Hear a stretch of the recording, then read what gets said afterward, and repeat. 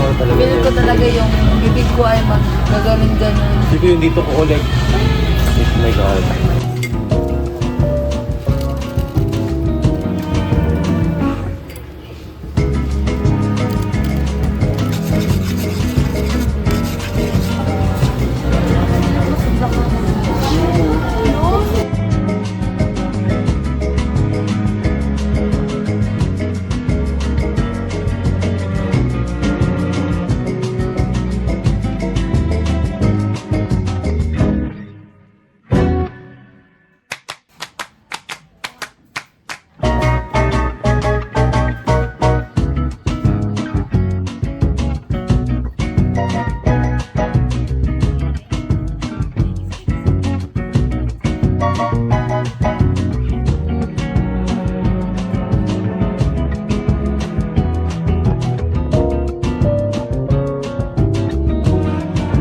Magandang araw po! Ngayon ay susubukan namin tikman ang mga pagkain hindi pa namin nasusubukan. Ito ay ang buldak at itlog na maalat na may tomatis. At ibibigay naman po namin ang aming unang impresyon tungkol sa mga pagkain ito. Kaya naman, Alat na!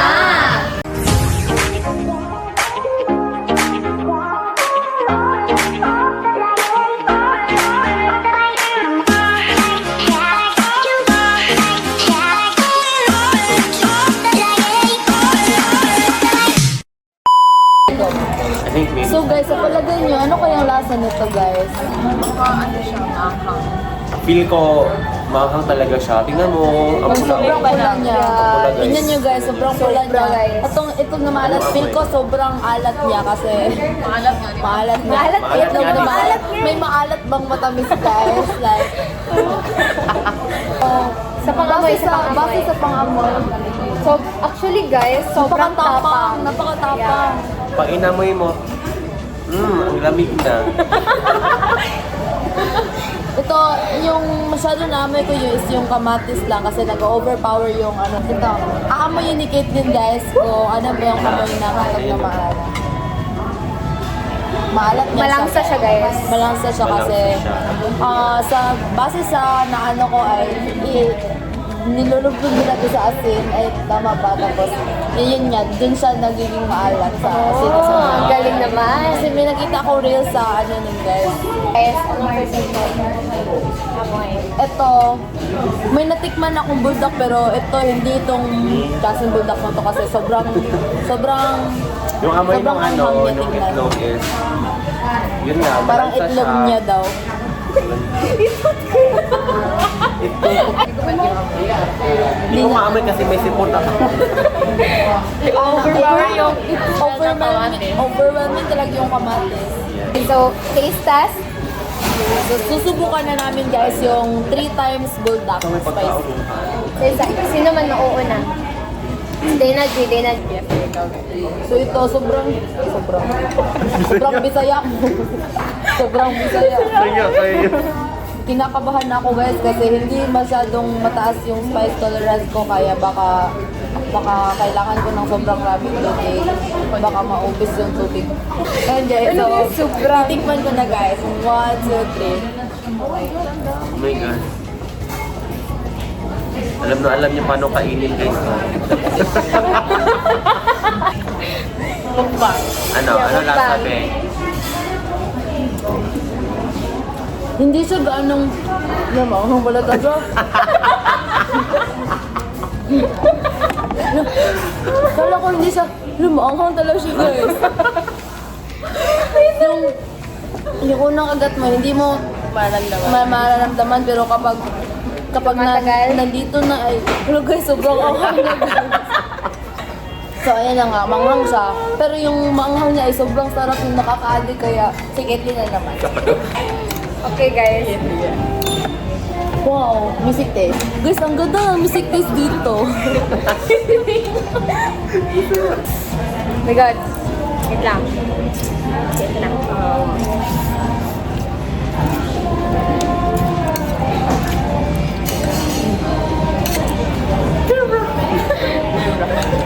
Ano lasabi? Tingnan niyo yung pula ng labi niya. Okay lang siya guys. sanay naman ako sa manghang, so... Kasi nakati.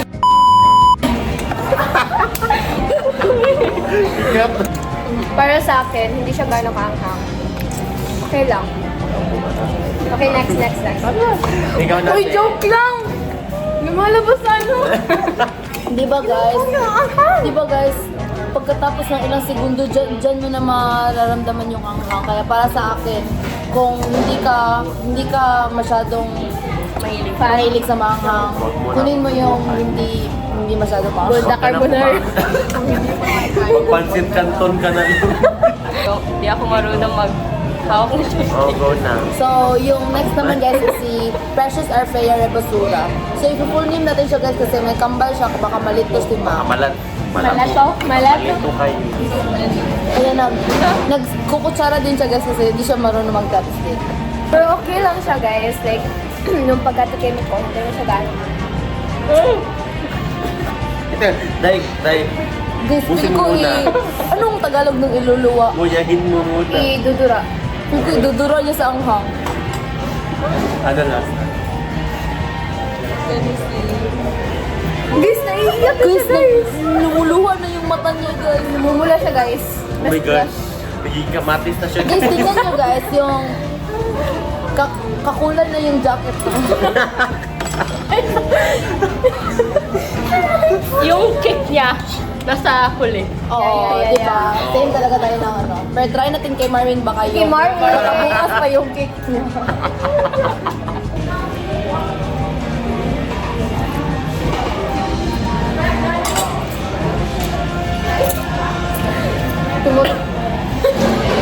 Masarap siya guys. Diba? Sa huli talaga yung ano guys. Sa huli yung pagsisisi guys.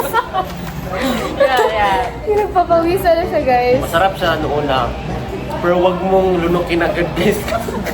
Habang tumatagal parang gumaganon sa lalamunan Mga ganun sa leeg mo. Na para bang may... Para bang sinasakal ka na. Pero joke lang. Nang anghang. Nang anghang, guys. At dahil si Rexit na ang last, lagi natin. Kaya naman. Ikaw. Susubukan din namin laklakin yung What bulldog. if lagyan namin ng ano? Oh, mamaya. Ay, Okay lang yan.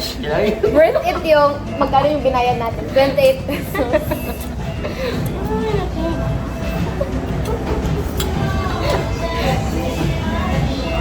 guys, parang nasasarapan si Rexet. Sarap talaga Guys, eh. pinagpapawisan na si Marvin. Ay, Nagprasa hindi pa. niya ma-feel guys kasi nakatilong. So far, masarap siya. Pero yung anghang, it stinks. Yes, yes. Mukha niya to dati. Hindi, mahilig din ako sa manghang. Kaya hindi siya Yeah. Kaya kung mahilig ka sa manghang guys, we Recommended. recommend this. Pero wag magpansit canton ka na lang. Pansit kanto na lang kayo guys kasi ang mahal nito. Ngayon, ay susubukan na naman namin yung itlog na maalat. Babawisan ako. Kasi sino mo na? Ako Si na Rexat. naman. Sige, sige. Pa-reverse siguro. Ako po nakakain. Siguro, ano? I-scoop mo. Gamit yung spoon mo rin. Pero half lang, half lang. Hindi ako makalabas din. Okay, go guys. Ito na guys. Hindi mo konti. Sobrang dami mong kinain, no? Sarap. 1/4 ng itong na maalat guys. Oh my God. Guys.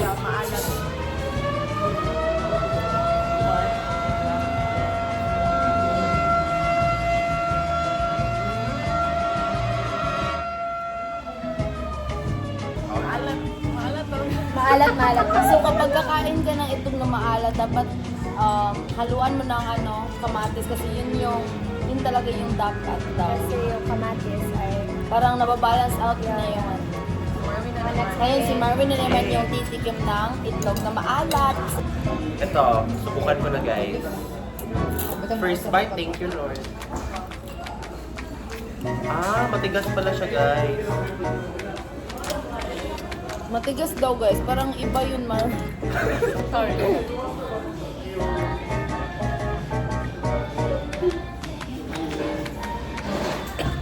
Mukbang with Dana. Kung dun Dahil sa alat niya guys, gusto ko na lang tumikim ng kamatis. Kasi maalat talaga siya guys. Alam mo yung kumakain ka ng nilagang itlog din, tapos ibabad mo lahat yun sa asin. Ito. Yung resulta to high blood din. High blood resulta din. Ikaw, bes.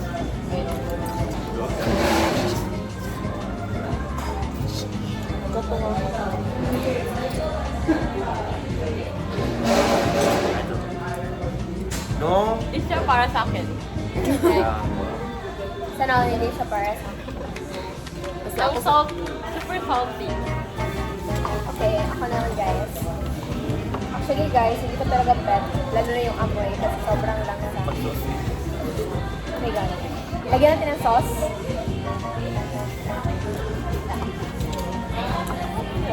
Yung nagsabi sa akin guys na masarap daw dito. Stick siya.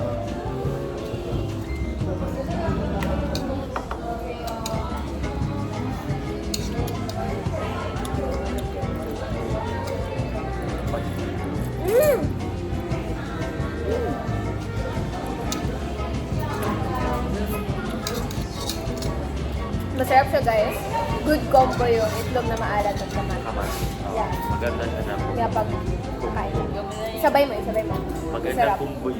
So guys, ako naman yung titik eh. Titikman ko sa first yung itlog na maalat lang. Tapos, Parang may buhangin.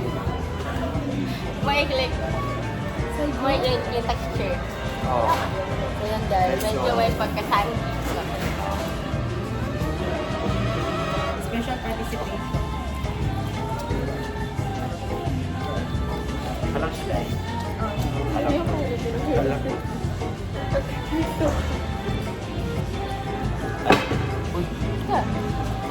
Ewan ko guys, hindi ko maintindihan yung lasa. Bakit? Parang ano siya, like, parang grainy siya sa bibig Yeah. ko. Oo. Parang may buhangin. Alam mo Parang yun? ka lang kumakain na itlog na asin. Yeah. Tapos creamy din siya, di ba? Yung Tapos kakain din ako ng kamatis kasi masarap daw.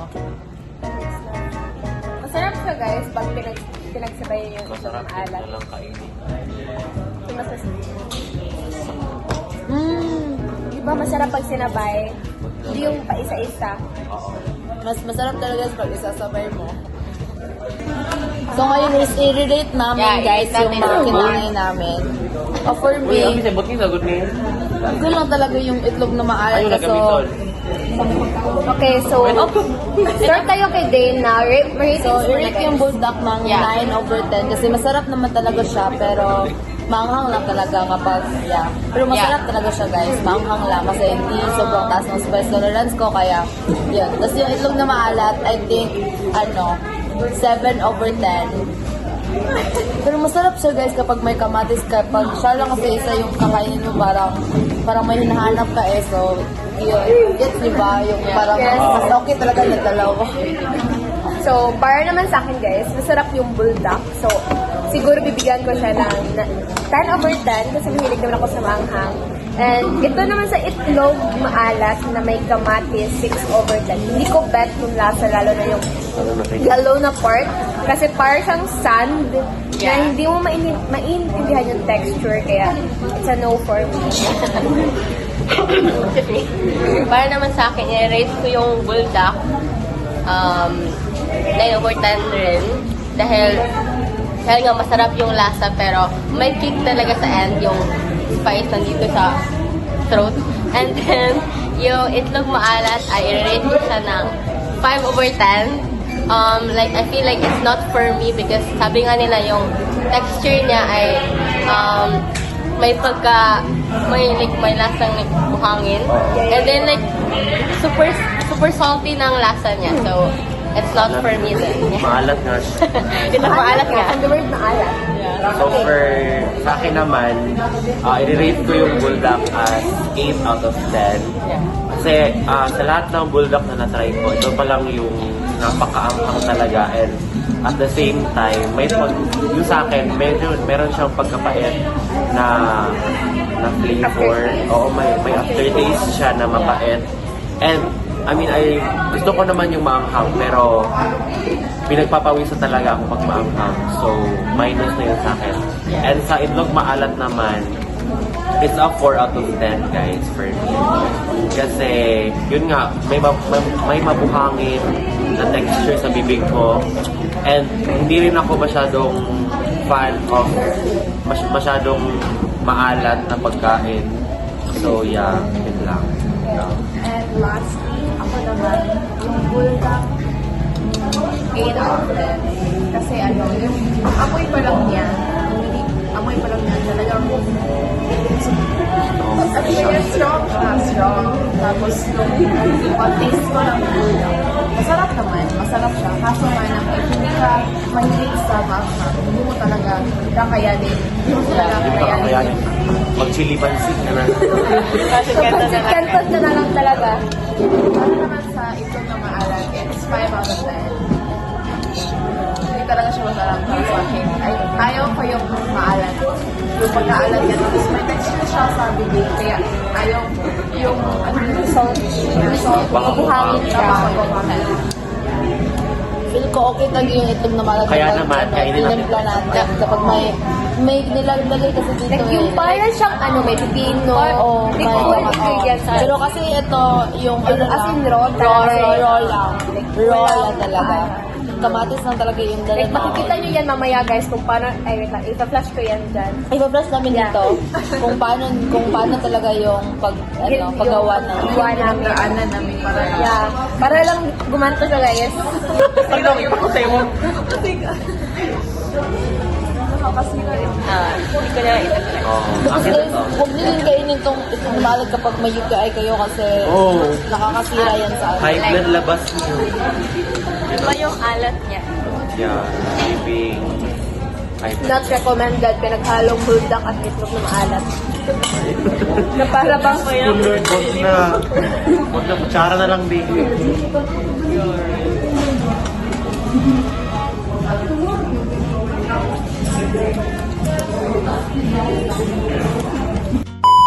So, yun lang po sa aming food vlog. Sana ay na-enjoy niyo yung ano namin yung Mga pagkain namin na tinikman. It might be our first time eating it, pero nag-enjoy naman kami sa pagkakain. kasi napakaganda kayo magsubok. Big fat tummy, ne!